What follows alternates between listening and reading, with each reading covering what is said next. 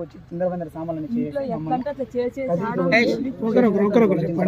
Sir నేనైతే పెట్టినాను. అబ్బాయిని అయితే పక్కనైతే ఉన్నాడు అని చెప్పినా కానీ నువ్వు పెద్ద అంత రౌడీ కానుగా, నువ్వు అంత పెద్ద పాలే కానుగా అని చెప్పి నీ అమ్మ జంగా లంజా కూడా మాలనా కూడా మీ అమ్మని ఎంతమంది దీని ఇంటికి పుట్టినారని చెప్పి మమ్మల్ని చాలా టార్చర్ పెట్టి మమ్మల్ని కొట్టి వేధించడం జరిగింది సార్. అతను ఉదయ్ కుమార్ అనే అతను సబ్ జైల్లో మరుసటి రోజు అంటే 9వ తారీఖు తీసుకొని పోయినారు.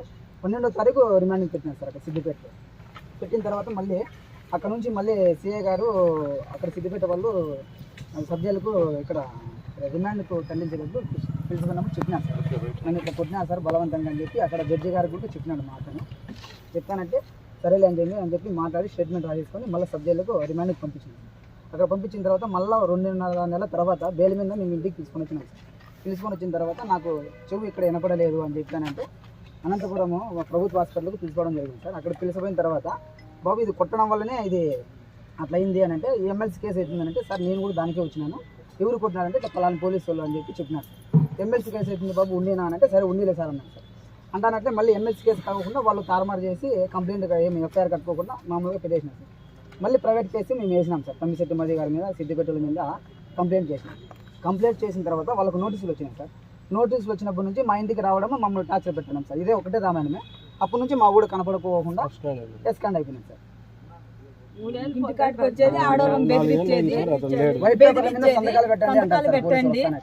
అని అది మాట్లాడేది సార్ వాళ్ళు పోలీసు వాళ్ళు వచ్చేది.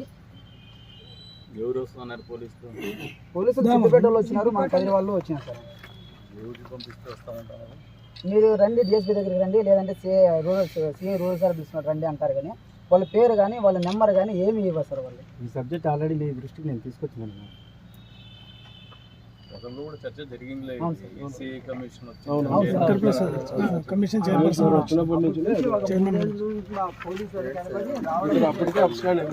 రీసెంట్గా తెలంగాణ పోలీసులు మన రఘునాథ్ కానిస్టేబుల్ తీసుకొని వచ్చి ఇంటి దగ్గరికి వచ్చినారండి.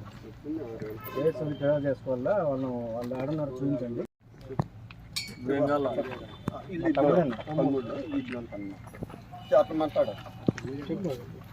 మా తమ్ముడు ఇప్పుడు చనిపోయినటువంటి ఉదయ్ కుమార్ మా తమ్ముడు సొంతగా నా సొంత తమ్ముడు. అబ్బాయిని మన కదిరి అప్పటి రూరల్ సిఐగా ఉన్నటువంటి తమ్మిశెట్టి మధు గారు వాడు లవ్ చేసి తీసుకొని వచ్చినటువంటి అమ్మాయి ఎవరైతే ఉన్నారో ఆ అమ్మాయి సృజన, వీళ్ళిద్దరూ పెళ్లి చేసుకొని ఇక్కడే ఉన్నారు.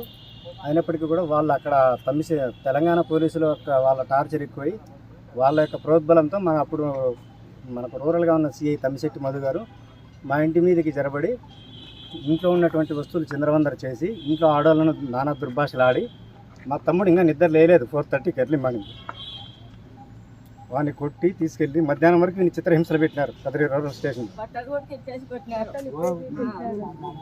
కొట్టిన తర్వాత మళ్ళీ వాడు వెళ్ళకపోయి ఇంటికి వాళ్ళు ఆడున్నారు చూపిస్తే వాడిని తీసుకొని వచ్చి ఆ రోజు ఇక్కడ పెట్టుకొని మళ్ళీ సిద్దిపేటకి తీసుకెళ్ళి అక్కడ 3 days పెట్టుకొని 12వ తారీఖు రిమాండ్కి పెట్టి అక్కడ సబ్ జైలుకి పంపించినారు సార్. కంది సబ్ జైలు, సంగారెడ్డిలో కంది సబ్ జైలుకి పంపించినారు.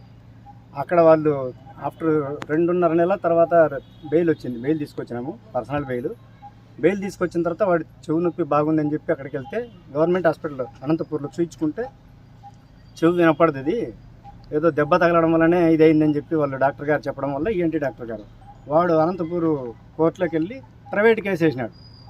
ఎవరెవరి పైన నేను దానికి సంబంధించిన కాపీస్ ఎవిడెన్స్ కూడా మీకు ఇస్తాను, ఎవరెవరి పైన ఛార్జ్షీట్ అయింది అనేది కూడా, కంప్లైంట్ ఎవరెవరి పైన అయింది. అప్పటి నుంచి కూడా ఈ పోలీసుల టార్చర్ ఎక్కువైపోయింది. ఎస్పెషల్లీ తమ్మిశెట్టి మధు వారానికి 10 రోజులకు నెలకు ఒకసారి పంపిస్తాడు ఇంటి దగ్గరికి ఆయన ఉన్నన్ని రోజులు.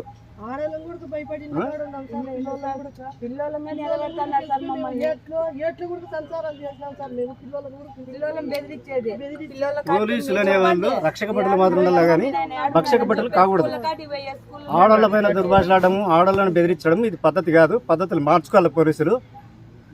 ఇప్పుడు తమ్మిశెట్టి మధు ఎవరైతే ఉన్నారో మేము ఎస్సీ కమిషన్ చైర్మన్ దగ్గరికి పోయి కంప్లైంట్ ఇచ్చిన తర్వాతనే ఆయన్ను ఎస్పీ గారు ఏమంటాం దాన్ని వీఆర్కి పంపించి మళ్ళీ 4 రోజులకే మళ్ళీ చిత్తూరు డిస్టిక్ అన్నమయ్య జిల్లాకి పోస్టింగ్ ఇప్పించుకున్నాడు. అంటే ఇది కావాలనే ఉద్దేశపూర్వకంగానే ఆయన ఇటు నుంచి తప్పించల్లా, మా పోరు మానిపించల్లా. తర్వాత ఆయన మళ్ళీ అన్నమయ్య జిల్లాకు మొలకల్చెరుకు వేయించుకున్నారు. ఇదంతా గత ప్రభుత్వంలో జరిగినటువంటి నాయకుల యొక్క ప్రోద్బలంతోనే ఇదంతా జరిగింది. మేము దీన్ని పూర్తిగా మాకు జరిగినటువంటి అన్యాయానికి ప్లస్ ఇప్పుడు చనిపోయినటువంటి మా తమ్ముడు ఉదయ్ కుమార్కి పూర్తి బాధ్యులు తమ్మిశెట్టి మధు గారు. తక్షణం తమ్మిశెట్టి మధు గారిని సస్పెండ్ చేయాలా, తమ్మిశెట్టి మధు గారి పైన యాక్షన్ తీసుకోవాలి. ఆల్రెడీ వాళ్ళపైన కేసు నడుస్తుంది అనంతపురం జిల్లా కోర్టులో. ఏ రోజు కూడా వాళ్ళు కోర్టుకు అటెండ్ అయిన దాఖలాలు లేవు. ఇప్పుడు వీడికి మా తమ్ముడికి ఏదైతే అన్యాయం జరిగిందో వాడు ఎందుకైతే ఎట్లా చనిపోయినాడో ఆ చనిపోయినటువంటి దానికి కారణాలు మాకు తెలియాలా. పోస్ట్ మార్టంలో డాక్టర్ గారు దాని యొక్క పూర్వపరాలు పరిశీలించి మాకు